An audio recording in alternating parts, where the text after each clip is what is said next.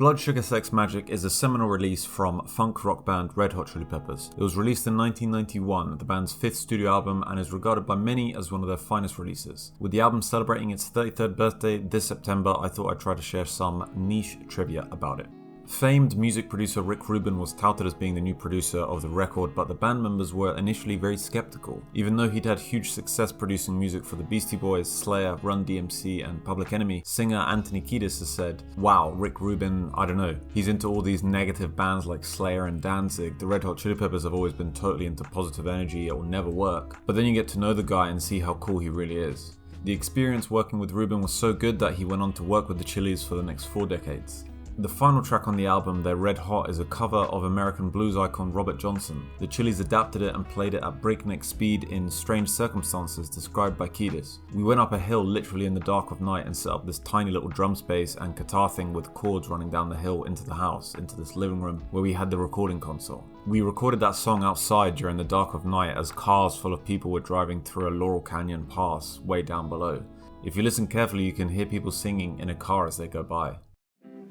Hot tomato and the red eye, yeah, she got 'em a saying. She got 2 foot nickel, got 4 foot dime. Would say more, but they ain't none of mine.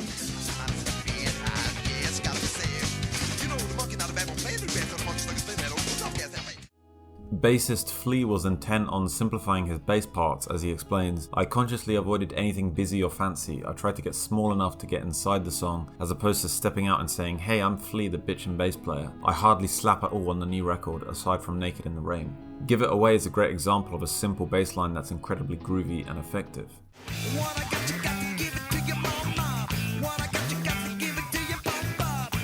Flea also mentioned Kim Gordon of Sonic Youth as being an influence in this choice. She said she loved funk bass but hated the way white guys play it because they've turned it into this macho jock thing. As I read that, I knew I was responsible for that tendency, but on the new record I don't do any of that. I try to play simply and beautifully, and I hope she doesn't hate me because I think she's great. Within one of the Chili Peppers' most famous songs exists a riff that has travelled through a few different bands. It begins in 1971 with Black Sabbath's track Sweet Leaf and its distinctly catchy riff.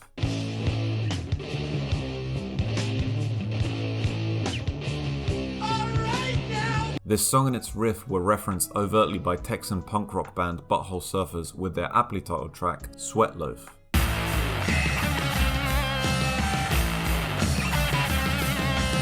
Finally, in 1991, it was said to be guitarist John Frusciante's suggestion to insert this same riff into the end section of Give It Away.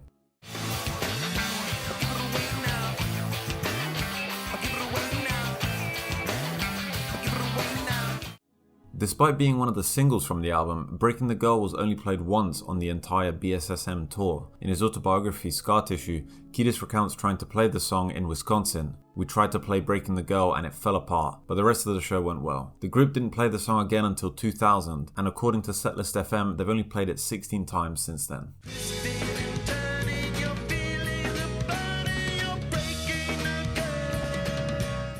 Blood Sugar Sex Magik was released the same year as Nirvana's Nevermind. Smith recalls the period when the two bands even got to tour together. Yeah, I mean that Nirvana record came out the same day as ours. I didn't know that. And 2 pretty good records, but they, just were so amazing, and it's an incredible band. And again, having Dave Grohl in the band, I think that was the first record they did with him. And those songs, I mean, obviously that's an incredible record. And we did get to tour together at the very end of '91. Right after Christmas, we did a West Coast tour together. It was Pearl Jam was the opening band, Nirvana, and then the Chili Peppers. And we played up and down the West Coast. And I just remember being in the Cow Palace in San Francisco on New Year's Eve and watching Nirvana launch into Teen Spirit, and the crowd and the place was amazing, like nothing I've ever felt before. Award-winning filmmaker Gus Van Sant, who directed Good Will Hunting, Milk and Elephant among other films, is credited for a lot of the photography, paintings and art direction for BSSM. Van Sant was the one that took the original photographs that the album cover is based off of. During the Japan leg of the album tour, minutes before they were supposed to play in Tokyo, Frusciante refused to go on stage, saying he'd quit the band. After some convincing, the guitarist agreed to play, but Kiedis recalls, "It was the most horrible show ever. Every single note, every single word hurt, knowing that we were no longer a band. I kept looking over at John and seeing this dead statue of disdain. And that night John disappeared from the topsy-turvy world of the Red Hot Chili Peppers." So let me know if you didn't already know one of these pieces of trivia, and if you enjoyed the video, please consider liking, commenting, and subscribing. Thank you.